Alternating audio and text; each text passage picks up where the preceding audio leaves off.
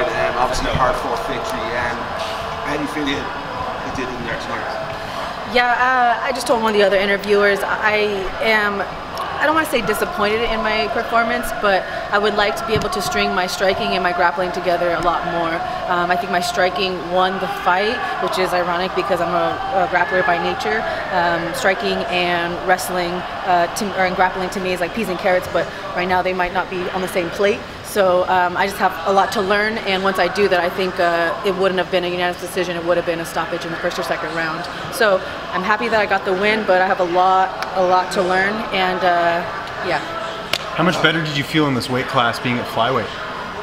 That was the most shocking thing to me. I went in there, I mean, don't get me wrong, if I had to go 5, I probably wouldn't need a much better gas tank, but for 3 5s at this weight class, I feel fast, I feel really, really strong, and I think that's why I kind of went off the game plan, because we were going to take her down and do more of a grappling type game plan, but after I felt the power in my punches and kind of saw how rocked she was, I wanted to stick with the striking. So I feel strong and powerful at this weight class. It obviously looks like your foot's banged up.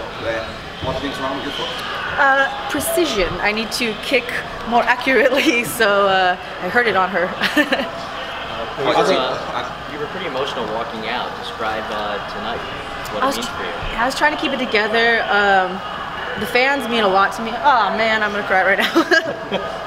The fans mean a lot to me because, you know, like, it sounds corny to say this, but where would we be without them? You know, they pay for pay-per-view, they pay for tickets, they pay for our Reebok stuff, they pay for everything. You know, they're what allow us to live our dreams. So I was fine, I was happy with the win, you know, but then I just saw all the fans' faces and screamed my name, and, you know, I took a picture and they just looked so happy and grateful, and I'm just so grateful. So it's the fans that got me choked up.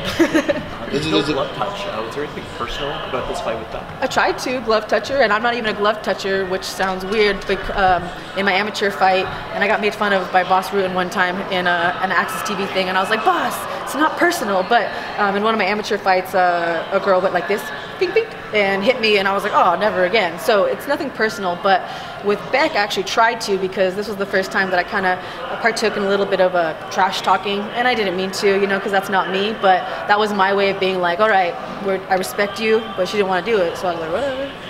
Yeah, I was like, all right, you're going to be sorry for that. How's it feel to get your hands raised after what you've been through the last year or so? As you know, I'm coming off 2 losses in a row. I've never lost twice in a row, at least in my professional career. And it hurt because those losses, you know, one was a unanimous decision, which I felt like just a few little minor tweaks and I could have won that fight against a very, very tough opponent. And the second one, man, that one sucked the most because I felt like I was such a more well-rounded fighter than that girl. So to come in and get my hand raised after 2 losses and a new division and this beautiful city, like, I'm ecstatic. Right down, you were countering her very good.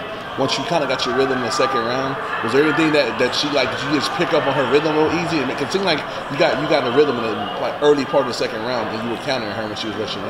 I mean, not to trash talk more, but she's very one-dimensional. You know, like, I think she kicked me like a couple times, you know, and like she wasn't gonna take me down. And, you know, like, I mean, I knew I throw a couple little flashy kicks, but it's really because, you know, everybody knows, like, if you're one-dimensional, like, it's an easy fight. So I just realized, like, she's not going to do much. So I was like, all right, she's going to try and box with me. I'm going to try and box with her. I'm going to have better head movement. I'm going to strike with her. I'm going to counter strike. And I didn't get her rhythm down. I just started out striking her because I just believe I'm a better striker. Sorry. So how are you guys after the fight? Like, are you cool with her now, or is there still some sort of personal stuff heading? I mean, you got to ask, you know, obviously. Fight's over. All I said was that I think that she could depict women's MMA a little classier, and then she said some probably raunchy remark. But at the end of the day, like, she can live her own life the way she wants to live it. You know, like, I think she could be a better role model, and that's all I have to say. This fight, me beating her is not going to change who she is as a person. You know, I didn't like fix her, so. It is what it is. How soon do you want to get back in there? I know you got some, you know, bumps and bruises, but when are you looking to get back in? They gave me a silly little suspension just to get cleared. I feel great at this weight. The first cut to a new weight class is always the roughest, so heal up. I would love to fight in the next couple months, you know, like, just, I want to be smart. You know, everybody here on this level is very, very tough. So I'm not looking to take any short notice fights because I like to game plan, prepare adequately. So a couple months. When are you looking to get your next interview on your YouTube channel? I know that's something you've been working on a lot. Right when I get home, man. It was such a bummer to stop, but Verdun's giving me an interview when I get home, so I feel grateful to be in the sport and be around a lot of amazing people that are like, sure, why not? You have 100 followers on your YouTube channel, but I'll give you an interview, and I'm like, I'm so grateful. So I'm excited.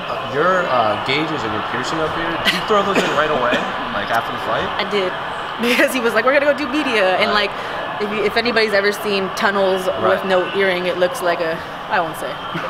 It doesn't look good. How are you gonna celebrate tonight?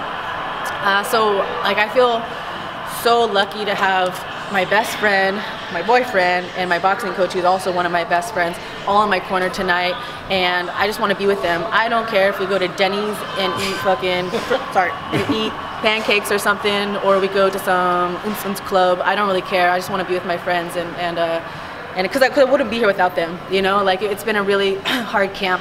It's been a camp of, without sounding like poor pitiful me, kind of like abandonment. I went through a couple different changes where I'm like, all right, I'm gonna work this person, and then like they kind of left. But these three people, Carla, Mario, and Shui, along with a couple other coaches, Mark Munoz and John Walker back home, I couldn't do it without them. So I don't care what I do, I just want to be with them. What was your walkout song tonight? Oh, the Delta Bombers. It's called The Wolf. I love alternative and like punk rock music, and that one really resonated with me this fight because, I mean, I got a couple like tattoos about like wolves and stuff like that, but I felt, this got so corny, I really needed to bring out an animalistic side, you know. I'm coming off 2 losses, you know, there's a lot of pressure, but no matter what, I had to be kind of like hungry like the wolf. So And it builds up too. yeah, and it's a good one, you know. You're like, what is she walking out? All right, okay, I can dig it. So yeah. Do you have anyone you're thinking of next in this pretty open women's flyweight division? Honestly, like, Beck wasn't ranked, so I feel like it might be kind of cocky of me to be like, give me a top 10 person, but I'm gonna say it because I believe I'm that good. I want a top 10 person because I just want to keep on moving up the rankings, you know, a few more fights and I believe I'll be in title contention. I know I talked about peas and carrots as far as putting my striking and grappling together, but that's not far away. I have amazing people that I work with, and the championship is in the near future. I know you said the striking, maybe you were having some issues with it tonight, but there was a look on your face when they read the judges' scores and it was unanimous, but you still had a look on your face like you weren't sure if you were going to get that nod. Because it's MMA, you know? Like, you can't say that you haven't been like, what the F, you know? Like, and it could have happened. I mean, I was almost celebrating with my corners after the fight because I felt like I had a dominant performance, but it's scary sometimes. You leave it in the if you leave it in the hands of the judges, you cannot stand there and go, oh yeah, I won for sure. You don't know. You're not deciding anymore. So I just was trying to be hopeful. Cool. Thanks, guys. Oh, I got a puddle. Sorry.